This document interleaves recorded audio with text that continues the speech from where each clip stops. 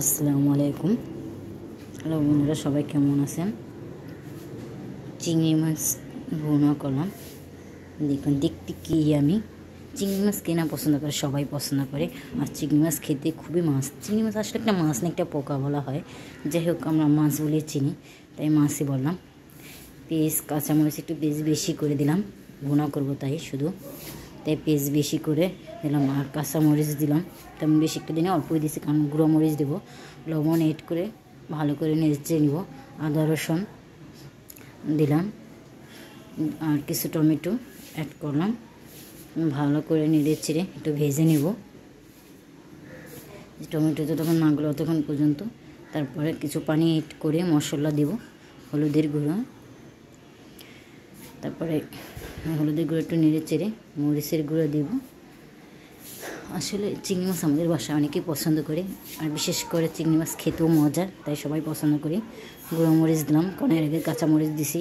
বেশি ঝালও আজকে করবো না, কারণ আমার বাসায় মেহমান আসছে আর সবাই খাবো, তাই ধনিয়ার গুঁড়ো অল্প করে দিলাম, 1 চামচের একটু বেশি। ভালো করে নেড়ে চেড়ে মশলাটা কষিয়ে নেব। দেখুন কি সুন্দর কালারটা আসছে, আমি লোভনীয় একটা কালার। খেতে খুবই মজা। চিংড়ি মাছ ভুনা সবারই পছন্দ, ম্যাক্সিমাম, অনেকেও পছন্দ করে না। ভালো করে কষিয়ে আমাদের চিংড়ি মাছগুলো ভেজে রেখেছি, সেই চিংড়ি মাছগুলো দিয়ে দিলাম। ভেজে রাখা চিংড়ি মাছ ভালো কুটে ভালো করে ধুয়ে হালকা হলুদ আর লবণ দিয়ে ভেজে নিয়েছিলাম, সেগুলো এখন অ্যাড করে ভালো করে একটু কষিয়ে নেব। তারপরে একটু ঝোল দেব, পানি দিয়ে, ঝোল বলি অনেকে, পানি বলে যাই বলে, দিয়ে অল্প, বেশি দেবো না, অল্প, কারণ মাখা মাখা রাখবো তো, তাই। তারপরে নেড়ে চেড়ে কিছুক্ষণ পরে উঠিয়ে রাখবো। দেখুন কালারটা খুবই মজা, নাইস। ইচ্ছা হয় যে এখনই খেয়ে ফেলবো, অনেক মজা। কার কার চিংড়ি মাছ পছন্দ কমেন্ট করে জানাবেন।